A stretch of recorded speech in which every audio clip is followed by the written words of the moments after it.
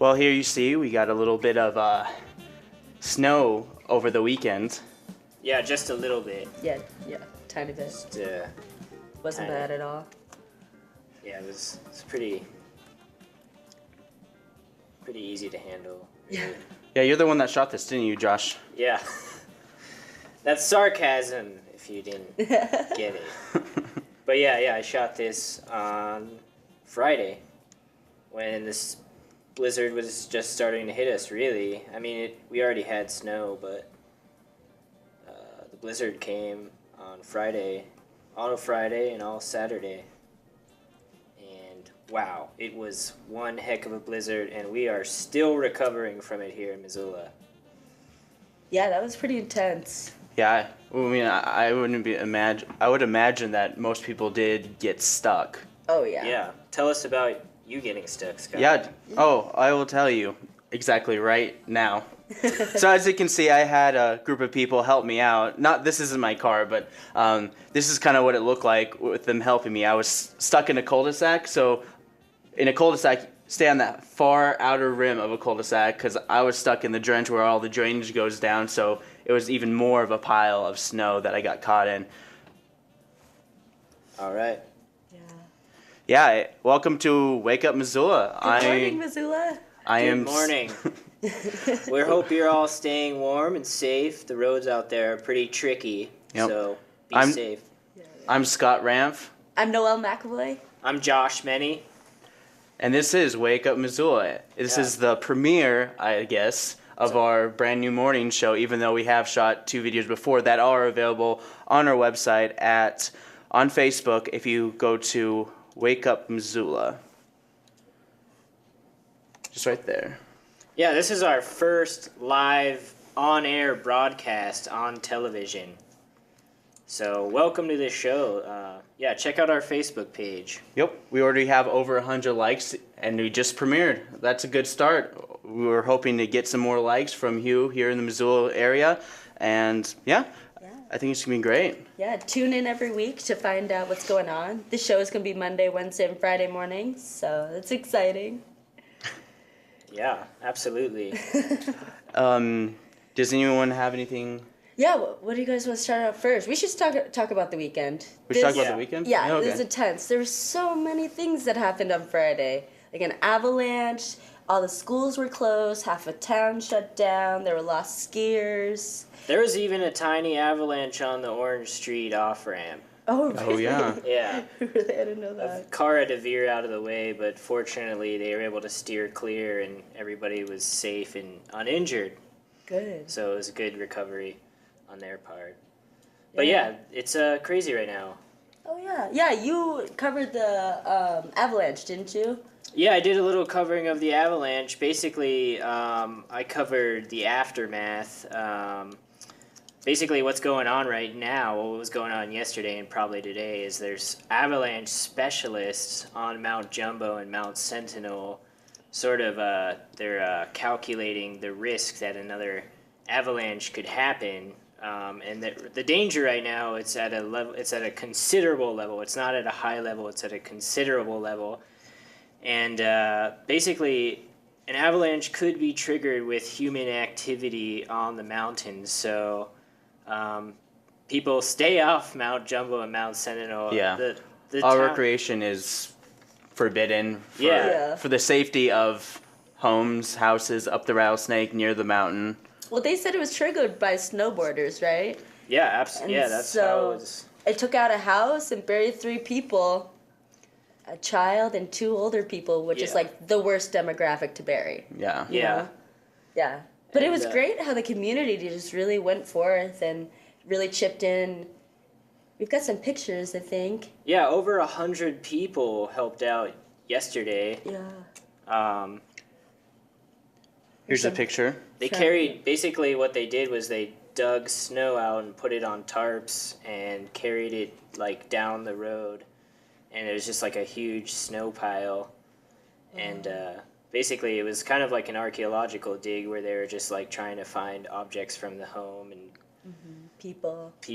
Well, I don't know. I think they got all the people out. Did they before they started? Yeah. Digging Well, through they got the stuff? people out on Friday. Yeah. But yesterday they were just like, I think there was a library that was like a special library in the house, so they were like trying to get Oh no. books out, and I think they found a bag full of cash. Oh, Yeah. nice. That's a good find. Yeah. Yeah, the house was like on its side. We drove by it and saw the avalanche aftermath, and it looked pretty intense. Yeah, and it got international news coverage from CNN and like CBS and stuff. So Yeah, I heard that too. Yeah, and then the lost skiers that were up at Snowball the whole night. Yeah. I actually talked to one of their friends, and I heard a bunch of pretty hardcore details. They tried to go down to the parking lot and took a wrong turn and ended up going left instead of right or something like that. And they ended up falling into a river at like 5 p.m. that night and just dug a hole and held on to each other. They both have frostbite, and one of them might have to lose a couple toes Wow. on their foot. Yeah. I know that one of the guys kept his skis on while the other Ditched took his his off. skis, And the yeah. one who ditched his skis, like you're saying, is probably the one who's in worse condition. Yeah, and when they were rescued, one of them got pulled and the other one had to walk. And so the one that had to walk another 1.5 miles, he's going to lose his feet, or at least his toes. I don't know about his whole foot. But that's scary. That must have been terrifying. Yeah, they had to spend the whole night out there. Mm-hmm. What probably saved them was they just kept moving and moving. Yeah, I hope so. I know they're from Maine, and they were both trained in avalanche and trained and stuff like this. So they knew what to do. They just took a wrong turn. I heard they were 3 miles back Yep. off the trailhead. Yep, I'd heard that And too. this search and rescue found them through ping, Yeah. cell phone, Mhm. whatever cell phone technology that is. Yeah. So it's thankful they're alive, and the worst they have is frostbite. And that's just another example of why people shouldn't be out recreating at and- this time. When and it gets, blizzards. well, yeah, when there's a blizzard, I mean, it's time to stay within the boundaries Yeah. or stay inside. And I'll show a video as soon as we go to break. I'll just show a little short video of my walk to MCAT. Yeah. Yeah. But for right now, I'm going to show you some. When we look at this targeted job growth, the first thing we notice, and the first thing that comes to our attention, is that not all jobs pay the same. So there's really quite a dispersion on the high. So as this is the economic summit, basically saying that jobs are definitely, they're not all the same, obviously. But what he's trying to say is that. I just remembered that the jobs are doing well. Everyone's being able to get jobs. There's more job growth, and I think that it's great. If you want to watch this, it's going to be on Tuesday at 5, and followed by the Presidential Lecture Series by guess what? Oh, there he is. Like our This is Chris Hedges. participatory democracy is a mirage. The Federal Reserve purchases $65 billion in U.S. Treasury bonds, much of it worthless subprime mortgages each month. It has been artificially propping up. So again, this is Chris Hedges, and his presidential lecture series that we do here at MCAT as a media assistant grant will be on Tuesday night. These are the new programs that are being provided here on MCAT. They're all great. We have a lot of great programming. Just going through the list, I see, let's see, a bunch of stuff. Let's see. Oh, your old Generation Talk Show. Yep. I've got another talk show called Generation Talks, but unfortunately tomorrow is my last show as I'm a busy college student. Nope. And you're on this show. Yeah, and I'm on this show, and I want to give this show my all. Yeah. So. Well, I want to give a shout out to one of our coworkers, a guy, Christian Ackerman, who's promoting our show on his webpage, and I'm going to show a little bit of his stuff just right now. Great. I'm Christian Ackerman here on the show, Axe Flicks. Thank you for watching. So I'm here to kind of fill in the gaps. Hopefully, I'm going to do my best, and I'm going to get right to the point.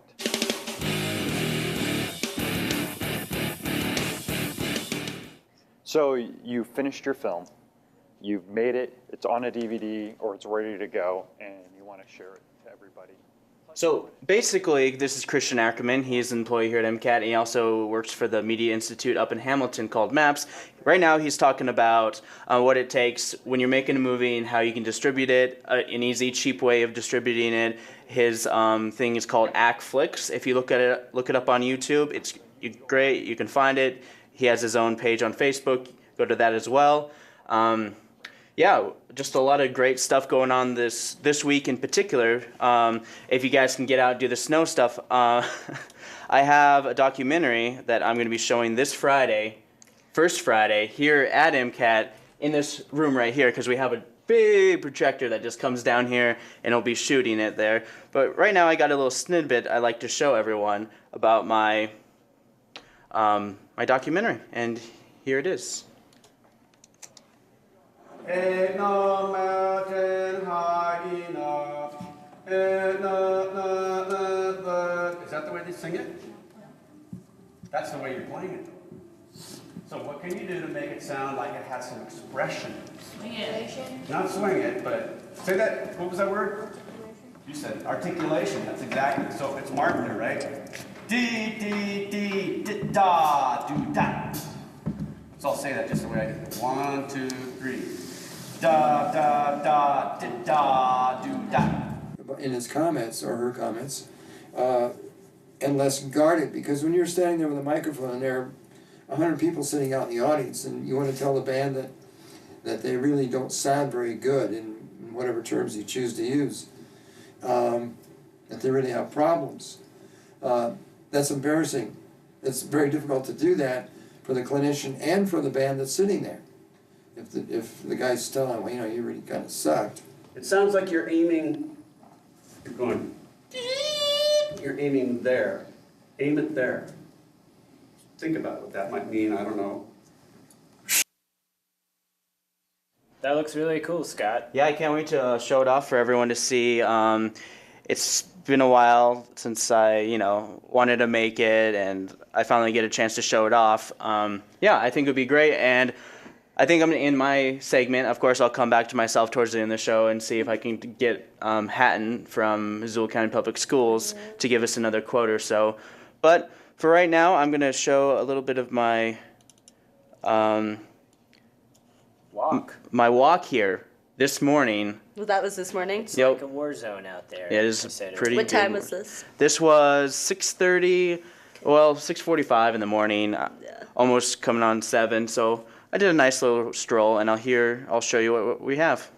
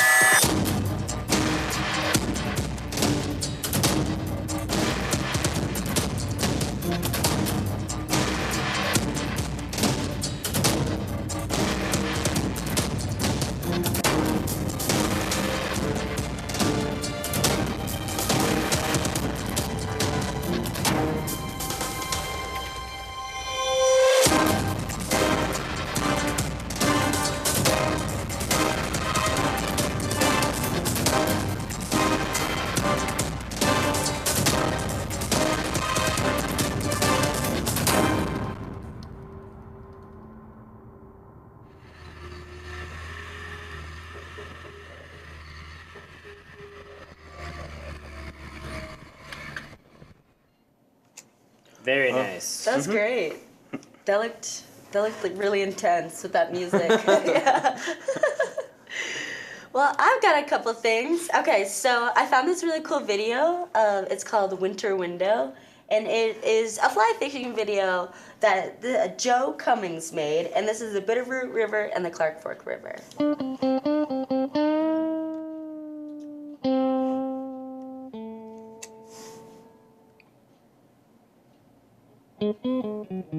Wow. Yeah, it's sweet. It's got some awesome guitar solos.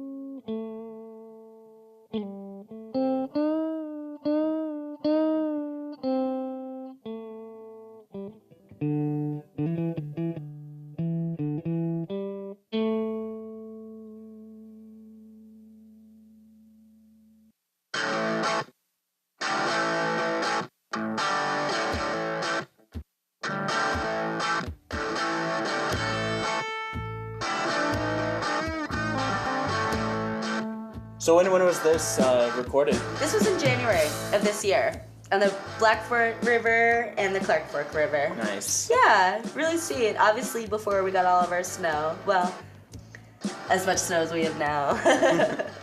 But yeah, it's cool. I just thought it was a really neat video that this guy put together, and looks like it was a ton of fun. Yeah, there's all kinds of really cool videos on YouTube about Missoula. Yeah, there are. Yeah, if you have a video from YouTube, Missoula, that you posted, make sure to send us the link, Wake Up Missoula, on our Facebook page. Just go type in Wake Up Missoula, and you can find us. Just send it to us.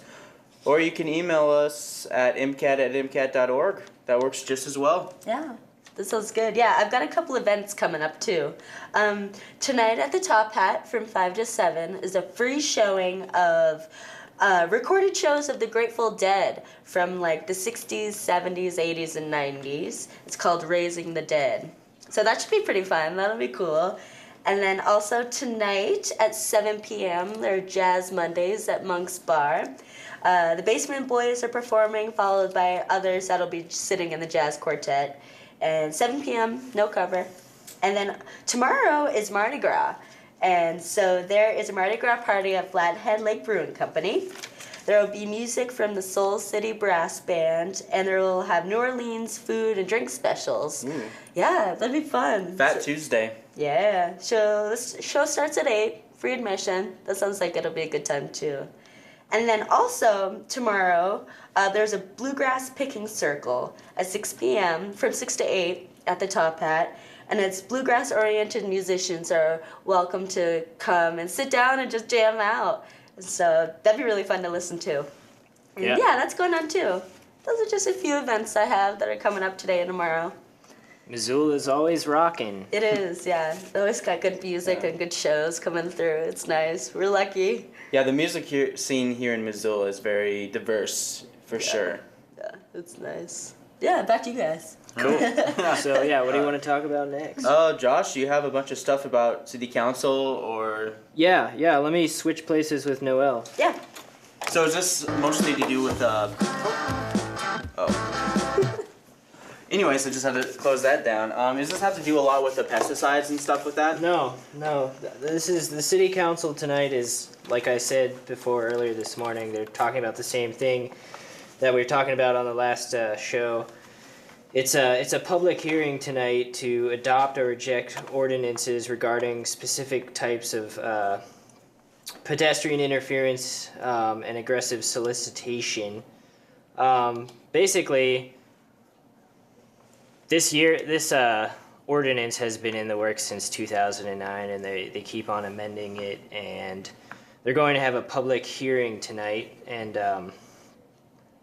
to talk about pedestrian interference. And basically the idea, or the controversy, is that the act of solicitation is a constitutionally protected expressive activity. So what they're really debating over is whether or not people who are soliciting on the street, whether or not they can hold a sign, or whether or not they can stand or sit. And the thing that Jason Weiner wants to throw out is that people shouldn't sit. So the ordinance says people can't hold signs and sit at the same time, and Jason Weiner is trying to throw that out. He's trying to change that amendment because it's too overarching. And he's basically saying that people should have the right to protest and sit down if they wish to do so. Exactly, and it's also, well, here's a quote from him that we'll play, and it'll give you a little better idea of what he's talking about. That I think needs to be made, but on the substance of the amendment, there are clearly public safety concerns with things that go on downtown and, for that matter, elsewhere in the community. The question for the council is whether this is a narrowly tailored exception to the general allowance of people's free speech and expressive behavior that serves a significant government interest. Narrowly tailored, to a significant government interest. And we're going to have to provide tangible evidence that the specific speech restrictive regulations here advance public safety. If it's about the public safety of the people on the sidewalk, then it is not. It's no safer to sit on a sidewalk outside of the central business district than it is to sit inside of it. And all this does is ban people sitting on a sidewalk in the central business district. In fact, I'd argue it's probably more dangerous, because if you're someone who has nowhere to go, being somewhere where there are eyes on you is a safer place than being in the shadows. The shadows are where the really bad things happen.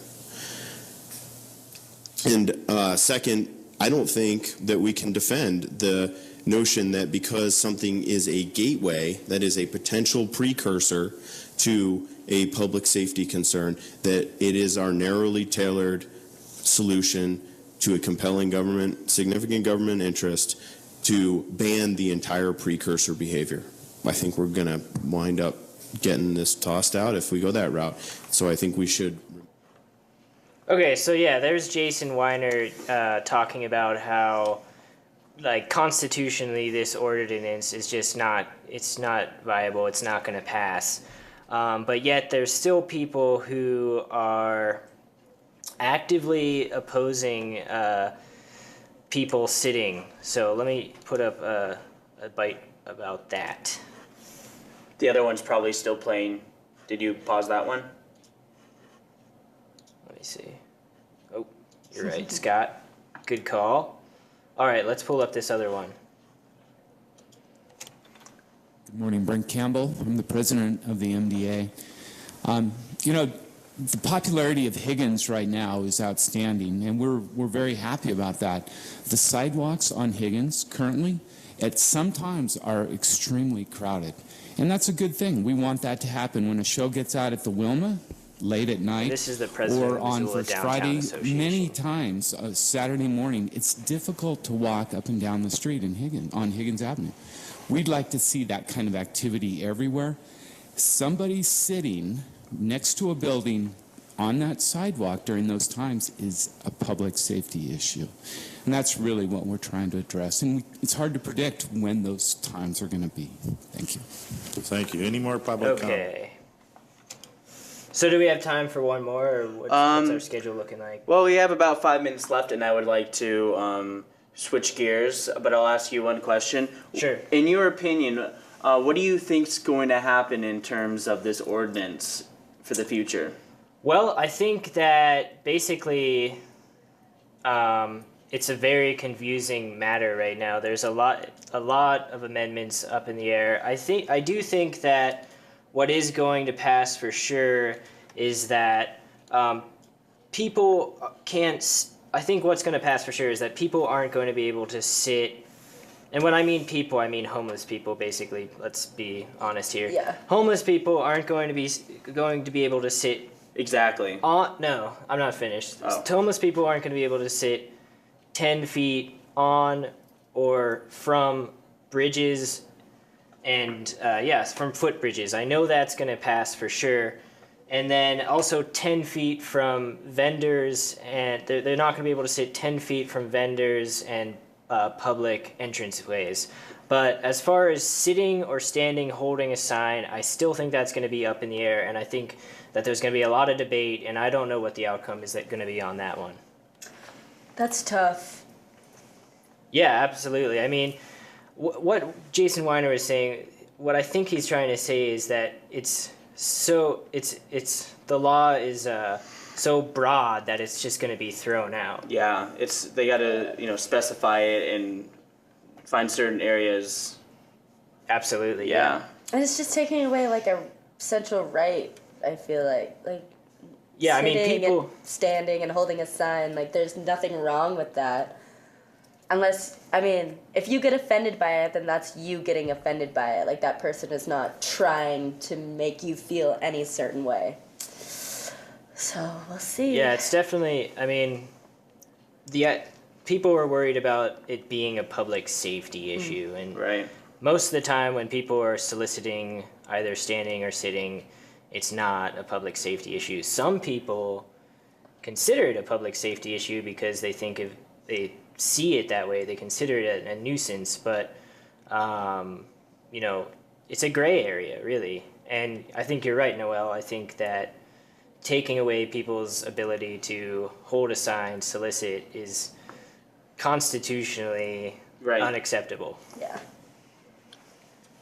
Okay, I'm done. All right. Yeah, I think that really covers it, and we're going to hear more about this later for sure. Yeah. But for right now, we're going to talk about Inside the Vault. So, Inside the Vault. I have to do my own music for a little while, so just make a big screen, and we should be ready to go.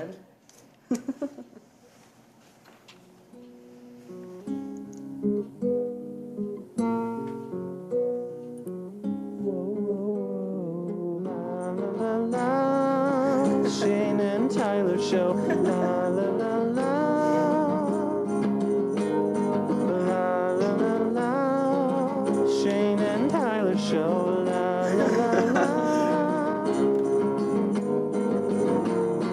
Why won't you call up and save me? Well, as you can tell, these are a couple of college students from back in the day. This was the year 2000, Y2K.